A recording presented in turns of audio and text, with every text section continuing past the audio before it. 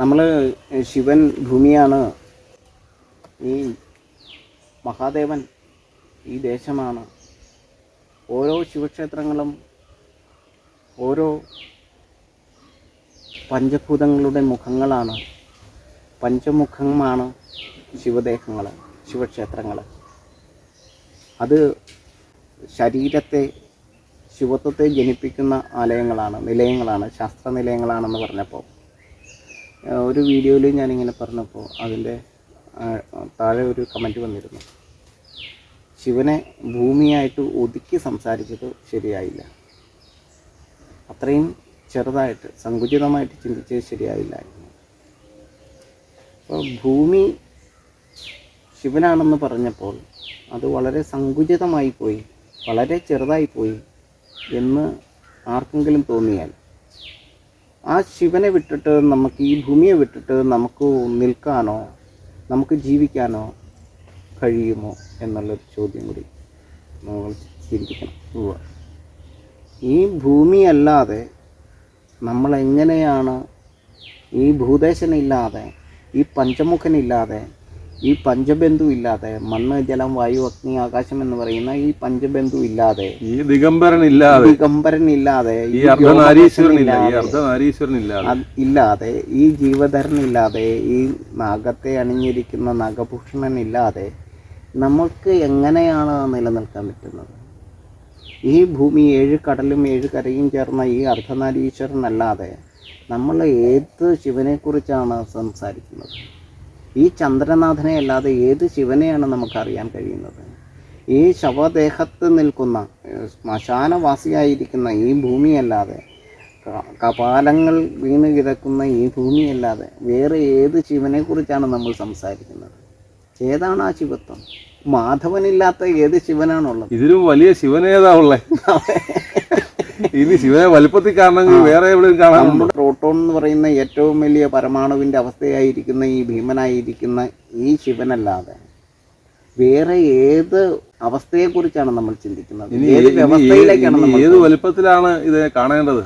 അതെ, ഈ വ്യോമകേശൻ എന്ന് പറയുന്ന ഇത് സൗരസഖ്യത്താൽ നീലഗോളമായിരിക്കുന്ന ബലിഷ്ഠമായിട്ടുള്ള ഭൂതമായിരിക്കുന്ന ഈ ഭൂമിയിൽ അർദ്ധനാരീശ്വരനായ 7 കടലും 7 കരയും ചേർന്ന് ഈ സദാ പ്രദക്ഷിണം ചെയ്തുകൊണ്ടിരിക്കുന്ന ആനന്ദ നടനമാടുന്ന പരബ്രഹ്മത്തിന് ചുറ്റും സദാ നടനമാടുന്ന നടരാജനായിരിക്കുന്ന ഈ ഭൂമിയെക്കുറിച്ചല്ലാതെ പിന്നെ ഏത് ശിവനെക്കുറിച്ചാണ് നമ്മൾ ചിന്തിക്കേണ്ടത്?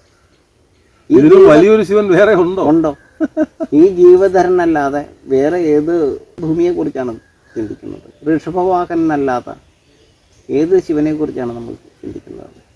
ഈ വിഷ്ണുവിൻ്റെ, ഈ ഹരിതലോകത്തിൻ്റെ നാഭിയിൽ നിന്നും വിരിയുന്ന പൊക്കിളിൽ ബ്രഹ്മശക്തിയെ ജനിപ്പിക്കുവാൻ ശേഷിയുള്ള ഏത് ശിവനാണ് വേറെയുള്ളത്? ഈ പാർവതിയുടെയും ഗണേശന്റെയും സുബ്രഹ്മണ്യന്റെ ഒക്കെ സാന്നിധ്യമുള്ള വേറെ എവിടെയുള്ള? ഈ ഹിമാലയമല്ലാതെ ശിവന്റെ ആലയം വേറെ എവിടെയാണ് ഏറ്റവും ഉയരത്തിലുള്ളത്? ഇവരെന്താണ് ഈ തലമുറയെ പറഞ്ഞ് തെറ്റിക്കാനും ധരിപ്പിക്കാനും നടക്കുന്നത്? പൂജ എന്ന് പറഞ്ഞാൽ ഭൂമി പൂജ തന്നെയാണ് അർത്ഥം. അതെ, ചന്ദ്രകലാധരനായിരിക്കുന്ന ഈ ശിവനെയല്ലാതെ, ഈ ഭൂമിയല്ലാതെ മറ്റേത് അവസ്ഥയിലാണ് ശിവനെ നമ്മൾ ദർശിക്കേണ്ടത്? നദീധരൻ എന്നർത്ഥമുണ്ട്, നാഗഭൂഷണൻ, സർവജീവനെയും ധരിച്ചിരിക്കുന്നത് ശിവനാണ്, മഹാലിംഗനാണ്. ലൈംഗികതയ്ക്ക് കാരണമായിരിക്കുന്ന പ്രോട്ടോൺ എന്ന് പറയുന്ന കണമാണ്, മണ്ണും ജലവും ചേർന്നത്. കാലനുമാണ്. അതെ, കാലത്തിന് കാരണമായിരിക്കുന്ന വൈഭവമാണ്.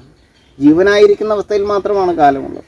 ആ കാലത്തിന് കാരണമായിരിക്കുന്ന കാലൻ്റെയും കാലനായിരിക്കുന്ന കാലാനുവർത്തിയായിട്ട് ചരിക്കുന്ന ആനന്ദ നടനമാടിക്കുന്ന ത്രികണ വൈഭവത്താൽ തൃശൂലധാരിയായിരിക്കുന്ന ത്രിനേത്രത്താൽ ഇരുളിലൂടെ സഞ്ചരിക്കുമ്പോൾ നമുക്ക് മൂന്നാമത്തെ കണ്ണിൽ അഗ്നിയാണ്. രാത്രിയിൽ സഞ്ചരിക്കുന്ന ജീവജാലങ്ങളെ നമുക്ക് നോക്കിയാൽ അറിയാം, അവരുടെ കണ്ണിൽ അഗ്നിയാണ്. അങ്ങനെ ഡാർക്ക് എനർജി ആയിരിക്കുന്ന ഈ ആകാശത്തിലൂടെ, രാക്ഷസീഭവമായിരിക്കുന്ന ഈ ആകാശത്തിലൂടെ സഞ്ചരിക്കുന്ന ആനന്ദ നടനമാടുന്ന, സർവ്വതിനെയും ചേർത്ത് പിടിച്ചുകൊണ്ട്, സർവ്വ ജീവലോകത്തെയും ചേർത്ത് പിടിച്ചുകൊണ്ട് ആനന്ദ നടനമാടുന്ന അണ്ടത്തെയും ബീജത്തെയും ധരിക്കുന്ന ഈ ശിവനെ, ഈ ഭൂമിയെ അല്ലാതെ ഏത് അർത്ഥത്തിലാണ് നമ്മൾ ഈ ശിവത്വത്തെ, ഈ ത്രിമൂർത്തി സങ്കല്പത്തെ വെക്കുക? ആദിപരാശക്തിയായിരിക്കുന്ന ആകാശത്തിലൂടെ ആനന്ദ നടനമാടുന്ന ഈ ശിവനെ ഏത് രീതിയിലാണ് ഇനി വൈകല്യപ്പെടുത്താനുള്ളത് ഇവിടുത്തെ ആചാര്യന്മാർക്ക്? ദിഗംബരന്മാരായിട്ട് നടന്നോ? പഞ്ചഭൂതങ്ങളെയും ചേർത്ത് പിടിച്ചിരിക്കുക. അതെ, പഞ്ചഭൂതങ്ങളാൽ പഞ്ചബന്ധുവാണ്, പഞ്ചഭൂതങ്ങളാൽ പഞ്ചബാഹുവാണ്, പഞ്ചഭൂതങ്ങളാൽ പഞ്ചമുഖനാണ്, ഒപ്പം പഞ്ചേന്ദ്രിയങ്ങളെയും ചേർത്ത് പിടിക്കുക. അതെ. ഒരു ചെറിയൊരു കല്ലിന് ആകാശം സമ്മാനിച്ച ആകാരം എന്ന് പറയുന്ന ഗുണമുണ്ട്, വായു സമ്മാനിച്ച സ്പർശം എന്ന് പറയുന്ന ഗുണമുണ്ട്, അഗ്നി സമ്മാനിച്ച ദൃശ്യം എന്ന് പറയുന്ന ഗുണമുണ്ട്, ജലം സമ്മാനിച്ച രസം എന്ന് പറയുന്ന ഗുണമുണ്ട്, അത് സ്വയം ഈ 4 ഭൂതങ്ങളിൽ നിന്നും ആർജിച്ചെടുത്ത ഗന്ധം എന്ന് പറയുന്ന ഗുണമുണ്ട്. ആ ഗന്ധ ലോകമാണ് ഈ ഭൂമി. ആ ശിവനെയാണ്, ആ നമ്മൾ പഞ്ചേന്ദ്രിയങ്ങൾ അനുഭവിക്കുന്ന ആ 5 വിശേഷങ്ങളും ധരിച്ചിരിക്കുന്നത് ഈ മണ്ണാണ്, ഈ ശിവനാണ്, ഈ ശിലയാണ്. ആ ശിലയല്ലാതെ പിന്നെ എന്തിനാണ് നമ്മൾ ആരാധിക്കേണ്ടത്? ഈ ഭൂമിയെ അല്ലാതെ നമ്മൾ എന്തിനെയാണ് ശിവനെന്നും പറഞ്ഞ് ആരാധിക്കേണ്ടത്? നമ്മൾ ചവിട്ടി നിൽക്കുന്നത് എവിടെയാണ്? ശിവദേഹമാണ് നമ്മളുടെ ദേഹങ്ങൾക്ക് കാരണം. നമ്മളുടെ ഇടനെഞ്ചിൽ കൂടുകൂട്ടിയിരിക്കുന്ന ആ ഹൃദയം എന്ന് പറയുന്നത് ശിവനാലാണ്, ശിവത്വമുള്ള ഹൃദയമാണ്. അതിനകത്ത് കൂടുകൂട്ടിയിരിക്കുന്നത് രുദ്രനാൽ രുദ്രവർണ്ണമുള്ള ജലമാണ്. ആ ജലത്തിൻ്റെ മായ മാത്രമാണ് നമ്മൾ, ആ പാർവതിയുടെ മായ മാത്രമാണ് നമ്മൾ. ആ ജീവനെ പർവ്വതീകരിക്കുന്ന ആ പാർവതിയുടെ ഭർത്താവായിരിക്കുന്ന ചന്ദ്രനാഥനായിരിക്കുന്ന ഈ ശിവനെ അല്ലാതെ നമ്മൾ എന്തിനെയാണ് ശിവൻ എന്ന് പറഞ്ഞാൽ ആരാധിക്കേണ്ടത്? എന്താണ് നമ്മുടെ ഇവിടുത്തെ ആചാര്യന്മാർ ഇങ്ങനെ നമ്മളെ വഴിതെറ്റിക്കുന്നത്? എത്രയും ചെറുതായിട്ട് കാണാം, എത്രയും വലുതായിട്ട് കാണാം. അതെ. അപ്പോൾ കാണേണ്ടവർക്ക് എങ്ങനെയും കാണാം. ഏറ്റവും ചെറുതായിട്ട് മണ്ണിൻ്റെ ഏറ്റവും ചെറിയ രൂപത്തിലും ശിവനെ കാണാം. ഈ പ്രകൃതിയെ മൊത്തം ശിവനായിട്ട് കാണേണ്ടവർക്കും കാണാം. അതെ. അപ്പോൾ ശിവൻ്റെ ഏറ്റവും ചെറിയ അവസ്ഥയാണ് പരമാണു, 5 ഭൂതങ്ങളുടെ ഏറ്റവും ചെറിയ അവസ്ഥ. അപ്പോൾ ആ പരമാണുവിൻ്റെ ഏറ്റവും വലിയ രൂപമാണ് പരമശിവമായിരിക്കുന്ന ഭൂമി. ആ പരമശിവൻ സദാനന്ദനാണ്, ബീജധരനാണ്, അണ്ഡധരനാണ്, ജീവൻ്റെ രാജധാനിയാണിത്, ജീവൻ്റെ രഥമാണിത്. ശിവവിശ്വാസികൾ ശിവനെ ഭക്തിയോടെ സ്മരിക്കുകയും ഈ പഞ്ചാക്ഷരി പഞ്ചഭൂതങ്ങളുടെ നാമമായിരിക്കുന്ന പഞ്ചാക്ഷരി മന്ത്രം ജപിക്കുകയും എല്ലാം ചെയ്തുകൊണ്ടിരിക്കുന്ന ശിവഭക്തര് ഈ ശിവരാത്രി നാളിലെങ്കിലും ശിവനാരാണെന്ന് തിരിച്ചറിയുവാനുള്ള ബോധം നമ്മളുടെ ഈ പ്രണവവേദയിലൂടെ ഉണ്ടാവണം. ഇത് പ്രണവവേദം എന്ന് പറയുന്നത് ത്രേത സിദ്ധാന്തമാണ്. ശ്രീരാമൻ മിഥിലയിൽ അവതരിപ്പിച്ച ദൈവ ജൈവ ശൈവവേദ സിദ്ധാന്തമാണ് പ്രണവവേദം. ആ പ്രണവവേദത്തിലൂടെ ശിവവൈഷ്ണവ യുദ്ധവെറിയെ എങ്ങനെ ഇല്ലായ്മ ചെയ്തോ അതുപോലെ ശിവനെയും വിഷ്ണുവിനെയും ബ്രഹ്മാവിനെയും സർവ്വദേവസങ്കല്പങ്ങളെയും ബഹുദൈവങ്ങളെയും ഏകദൈവങ്ങളെയും സർവ്വ പ്രപഞ്ചശക്തികളെയും തിരിച്ചറിയുവാനുള്ള ശേഷി നമുക്ക് ഓരോരുത്തർക്കും ഉണ്ടാവട്ടെ. ഇത് എല്ലാവരിലേക്കും ഈ ശിവരാത്രി നാളിൽ നിങ്ങളുടെ ഒരു ഗിഫ്റ്റ് പോലെ അയച്ചു കൊടുക്കണം. കാരണം ഇത് എൻ്റേതല്ല, ഇത് ഭാരതത്തിൻ്റെ അഭിമാനം ജനിപ്പിക്കുന്ന വേദശാസ്ത്രമാണ്. നമുക്ക് കൈമോശം വന്നുപോയ ആരോ മനഃപൂർവ്വം മൂടി വെച്ചതോ അല്ലെങ്കിൽ കാലത്തിൻ്റെ പ്രവാഹത്തിൽ മറഞ്ഞു പോയതോ ആയിട്ടുള്ള വേദമാണ്. അപ്പോൾ ആ ശിവൻ്റെ ആ ചരിത്രത്തിലേക്കും ആ ശിവ പുരാണങ്ങളിലേക്കും എല്ലാം ഈ അർത്ഥത്തോടു കൂടി നമ്മളൊന്ന് വായന തുടങ്ങി നോക്കൂ. എത്ര മനോഹരമായിട്ടാണ്, എത്ര ശാസ്ത്രചിന്തയോട് കൂടിയിട്ടാണ്, എത്ര അഭിമാനം ജനിപ്പിക്കുന്ന മുഹൂർത്തങ്ങളിലൂടെയാണ് നമ്മളുടെ പൂർവികർ സഞ്ചരിച്ചു പോയത്, മൺമറഞ്ഞു പോയത്.